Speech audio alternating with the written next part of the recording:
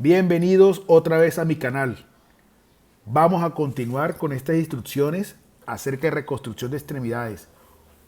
Hoy nos vamos a referir a fijación externa para la corrección de deformidades postraumáticas del adulto. Una vez más, Fausto Díaz Granados, ortopedista, y me dedico al área de cirugía reconstructiva. Los objetivos de este módulo son realizar una evaluación completa ante una deformidad traumática, reconocer los mecanismos de compensación que vemos en los adultos, emplear los principios para un buen test de alineamientos, aprender que hay varias opciones de tratamiento y revisar la evidencia actual con algunos casos clínicos. Nicolás Andri ayudó la frase ortopedia en 1741 sobre la anatomía del esqueleto humano y el tratamiento de las deformidades de crecimiento. Su conocida ilustración de este árbol joven torcido, doblado, atado a un poste para alentarlo a crecer recto es una analogía para aplicar tablillas al esqueleto inmaduro y para estimular el crecimiento normal. El término ortopedia en sí mismo traducido en el inglés en 1742 y por lo tanto ortopedia como tal, como explicó Andri, provenía de las palabras ortos, rectos y pais, niño.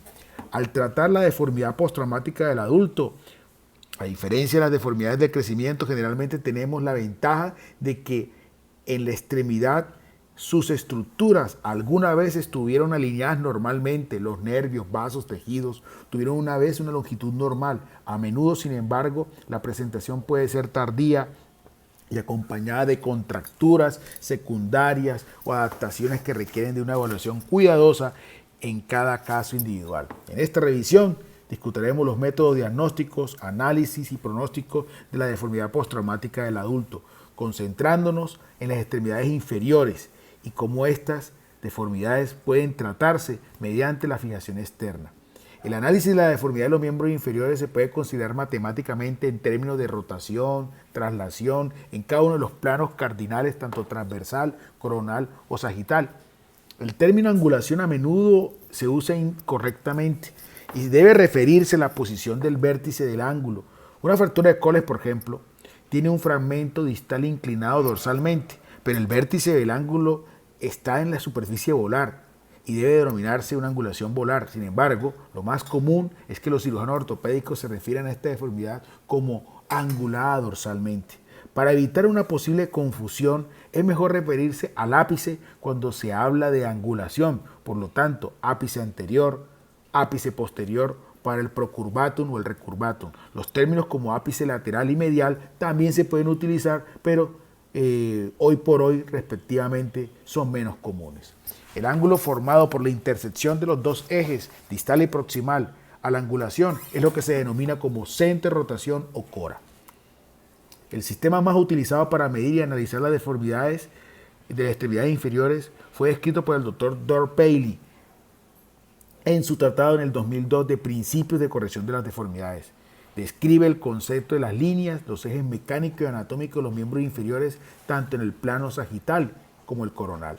El eje mecánico de una radiografía de una extremidad larga, estandarizada, debe ir desde el centro de la cabeza del fémur o la cadera, si usted lo entiende así, hasta el centro de la articulación del tobillo y pasar por el centro de la articulación de la rodilla. Las deformidades en los planos coronal o sagital pueden moverse por este eje. Por ejemplo, una deformidad en varo de la tibia del fémur desplazará el eje medialmente de la rodilla y una deformidad en valgo lo desplazará lateralmente. En el plano sagital, la flexión normal de la rodilla desplazará drásticamente el eje hacia la parte posterior de la rodilla, por lo que el análisis de la deformidad en una extremidad extendida puede ser un poco más complicado. Las deformidades cercanas a las articulaciones como la cadera y el tobillo no desplazan de pronto significativamente el MAD, pero pueden inclinar las superficies articulares, por lo que como parte del análisis debemos observar el alineamiento de las articulaciones con respecto al eje del hueso. En este caso, por ejemplo, estuvo un paciente de la sexta década de la vida con una pseudoartrosis hipertrófica subtrocantérica con un clavo endomedular cefalomedular, el cual está roto. Esto se puede comparar con el lado contralateral y si está entre los parámetros normales o con un ángulo de referencia promedio de la población, si el otro lado está normal o está ausente. En consecuencia definida de pasos, si hacemos todo el test completo, Podemos analizar cualquier deformidad en términos de corrección angular, rotacional, traslacional y ayudar a la corrección. Esto es particularmente importante en los casos donde hay un vértice obvio, pero hay una segunda deformidad oculta que puede empeorar el mal alineamiento y que se puede hacer evidente cuando se ha completado el tratamiento de la deformidad que era obvia. La relevancia de las deformidades clínicas: somos conscientes que el acortamiento, es decir, una traslación en el plano axial, puede tener un efecto adverso en la función de su gravedad. Las desigualdades menores pueden ignorarse. Las desigualdades moderadas pueden necesitar de una alza en el zapato. Las deformidades más grandes deben requerir de un alargamiento de las extremidades mediante un método, por ejemplo, como el ilízaro, pero no necesariamente mediante un aparato, porque hoy en día contamos ya con sistemas de alargamiento intramedular totalmente implantables. La literatura sugiere que se puede manejar hasta 10 milímetros sin intervención, pero más de esta cantidad, sin embargo, puede causar un problema a nivel de la espalda, pero puede aliviarse con una plantilla. Las discrepancias mayores del 5% pueden causar complicaciones secundarias como andar en puntas de la extremidad inferior más corta que conduce a problemas del pie y del tobillo, o caminar con la rodilla flexionada en el lado largo, lo cual produce una fatiga del cuádriceps y problemas femororotulianos, como algunos ejemplos de los que les voy a mostrar aquí. Esta niña tiene un gran acortamiento, utiliza este aparato, lo cual causa una gran inestabilidad, y eso es totalmente incompatible con la marcha. La segunda paciente tiene una deformidad en flexión de rodilla, y mire que es una persona ya en la sexta década de la vida y tiene que utilizar un caminador todo el tiempo porque no logra realmente utilizar bien su extremidad. Y por último, un paciente con una lesión a nivel del fémur que no consolida y tiene que utilizar 2 muletas. A pesar de su intento de lograr la rehabilitación, no logra la consolidación. Las deformidades rotacionales suelen ser más difíciles de evaluar, no se pueden medir con precisión con las radiografías, incluso utilizando tomografías computarizadas, que está abierto a interpretación dependiendo de dónde se colocan exactamente las líneas. Por lo tanto, suele ser una evaluación clínica y como tal depende en gran medida del observador. Esto se complica aún más si hay otras deformidades multiplanares, es decir, que tengo una deformidad en el plano frontal, lateral o en el plano oblicuo, por lo que hace más difícil hacer esta evaluación. Este problema es bastante contrario a la intuición, por lo cual una deformidad angular y rotacional cambiaría o tendría una cantidad diferente de rotación cuando se ve proximal versus que cuando se ve distal. A menudo las deformidades rotacionales pueden causar problemas de dolor en la articulación femororotuliana o inestabilidad del tobillo. Las deformidades en el plano sagital suelen ser menos relevantes, ya que se encuentran en el plano de la articulación de la rodilla y del tobillo y por lo tanto se toleran mejor, ya que las articulaciones están acostumbradas a cargarse con diferentes grados de flexión. Por supuesto, las excepciones incluyen deformidades en flexión en o cerca de la articulación de la rodilla, que evitan el bloqueo de la parte posterior de la rodilla y por lo tanto el desgaste a nivel de la articulación femororotuliana es alto. También se puede deber a un acortamiento de una deformidad angular que también puede causar problemas de forma independiente. Aquí les estoy mostrando un caso de una secuela de un tumor benigno en la infancia de este paciente que causa una deformidad en varo, acortamiento y una alteración en el plano sagital. Pero mire que el paciente se ha adaptado a esta deformidad. Y aquí tiene el paciente el estado clínico. Sin embargo, el problema más obvio de la deformidad postraumática de las extremidades inferiores es la angulación del plano coronal, es decir, varo o valgo, ya sea solo o en combinación de otras deformidades. Sin embargo, la relevancia de esta angulación es controvertida. Es indudable que el mal alineamiento en varo o en valgo se va a asociar a una carga normal a nivel de la rodilla y del tobillo y se asocia con osteoartritis. Lo que es menos seguro es que esto tenga una asociación causal directa. Entonces aquí está el caso clínico que les mostré. Este es la marcha que tiene el paciente. Si ustedes se dan cuenta, tiene un gran acortamiento valgo. Y aquí al lado está la simulación de la corrección que hicimos con un aparato de Ilizarov. Cuando hacemos un corte y resolvemos un primer core en la parte de arriba. Pero este paciente solo con esa corrección no iba a ser suficiente para corregir el acortamiento. Así que tuvimos que hacer un segundo corte en la parte distal para hacer un alargamiento compensatorio y con eso dividir o disminuir el tiempo a la mitad. Y este es el resultado final cuando el paciente se le hace un recambio temprano a fijación interna, donde ya el aparato ha hecho la obra y tiene una adecuada movilidad de rodilla, de su tobillo y logra la consolidación. Maquet informó que las deformidades de 10 grados no deberían aceptarse ya que causan artritis de la rodilla. En las deformidades en valgo se toleran mejor que las deformidades en varo y que las deformidades en valgo desarrollan cambios artríticos más tardíos. Sin embargo, hubo poca evidencia y se pasó por alto que las rodillas con artrosis desarrollen deformidades debido a la pérdida del espacio articular. Keith Clamp informó sobre 14 pacientes con osteoartritis y fracturas con un promedio de 31 años antes. Señaló que las fuerzas aumentadas calculadas estaban fuertemente asociadas con la angulación y que la artritis tendía a afectar el compartimiento medial si se trataba de una deformidad en varo y lateral si era una deformidad en valgo. Una vez más, sin embargo, esto no se pudo probar como una asociación causal.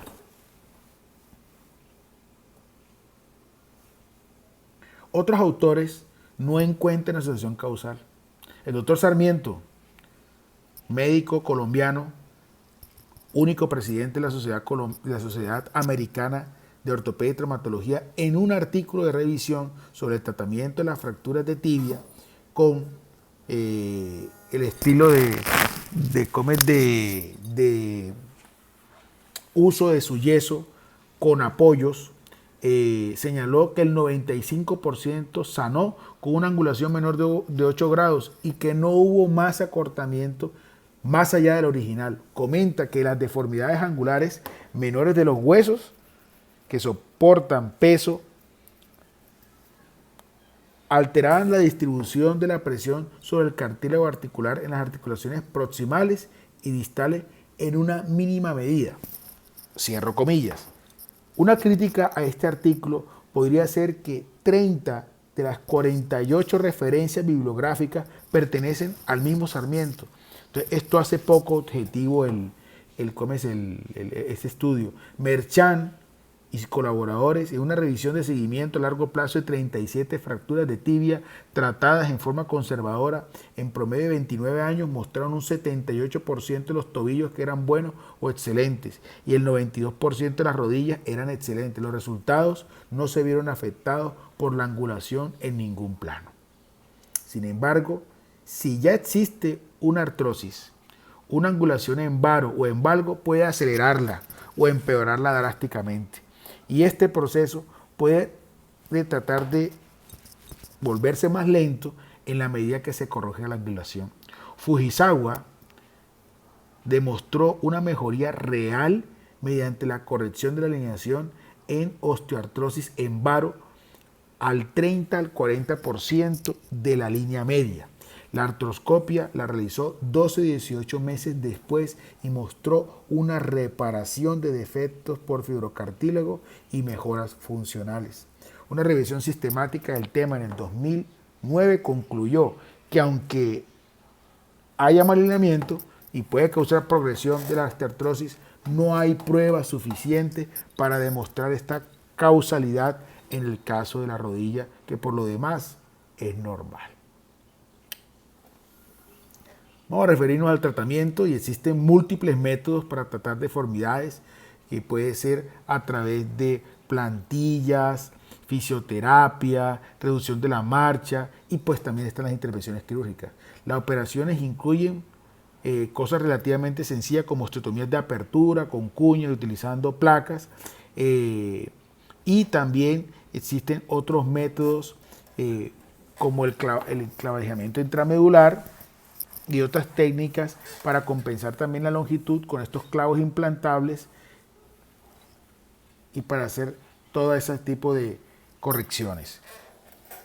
Otras intervenciones, por ejemplo, son el clavo intramedular para alargamiento, donde se puede hacer una pequeña corrección angular si existe, si no es muy grande, o sea, no mayor de 16 a 20 grados, se puede combinar con el clavo de alargamiento al mismo tiempo y se puede compensar la longitud y lograr el alineamiento normal de la extremidad. En este caso, este paciente tiene una extremidad que es más corta, que es el lado izquierdo, por un problema a nivel de la fisis del crecimiento, donde se intentó hacer un freno del lado derecho, pero no se consiguió compensar la discrepancia. El análisis de la deformidad muestra que tiene un acortamiento dependiente de la tibia y que este es de aproximadamente unos 5 centímetros. En este caso, dado que no se trataba de una lesión ni por infección, ni tenía una deformidad angular importante, lo presentamos en juntas para realizar un alargamiento intramedular progresivo con este tipo de sistema y en el cual logramos esta distracción, compensamos la longitud y el paciente logró tener una extremidad apropiadamente ecualizada. El uso de la fijación externa para la corrección de deformidades se basa en los principios descritos por el doctor Gabriel Arnoldovich Ilizarov en su libro sobre el efecto de la tensión estrés, la osteogénesis y el crecimiento de tejidos, que es lo que le vale el premio a él. En pocas palabras, se crea una división en el hueso a baja energía, que se llama corticotomía, y luego de unos días, que se llama periodo de latencia, generalmente puede ser de 3 días para el caso del pitobillo, más si son pediátricos, o 7 días si se trata de un hueso de un adulto normal, o se puede ser de más de 15 días cuando ha sido un hueso enfermo por una infección, y cuando se empieza a iniciar el proceso de sanación del hueso, es cuando se empieza a estirar gradualmente con el fijador externo, en este caso el circular, mediante el uso de ¿qué? Del uso de barras de alargamiento, bisagras, motores. El regenerado se puede remodelar y proporcionar la longitud y angulación en el plano que se necesite. Ya los sistemas más modernos, como los marcos hexagonales, por ejemplo el del Taylor Spatial Frame, han simplificado las construcciones de los fijadores externos para deformidades, sobre todo que son multiplanares, pero también tienen sus propios problemas. Entonces ellos aquí muestran este caso clínico de una deformidad en el plano frontal en valgo, pero también tiene un aumento en la inclinación tibial y hace una corrección con este tipo de aparato. Aquí está la pre, la post. Los fijadores externos se unen al hueso a través de tornillos cónicos, alambres. Los tornillos cónicos vienen de 5 y de 6 milímetros y los alambres vienen de 1.8 milímetros. Esto me referiré más que todo en mi charla acerca de principios de fijación externa circular. Por lo tanto, en esta parte no voy a detenerme mucho porque van a haber una parte de principios específicamente con respecto a esto. Los fijadores circulares se utilizan comúnmente para el tratamiento de deformidades angulares, con o sin acortamiento. Aquí, por ejemplo, les estoy mostrando una deformidad en el plano oblicuo y cómo ellos hacen el cálculo para esto.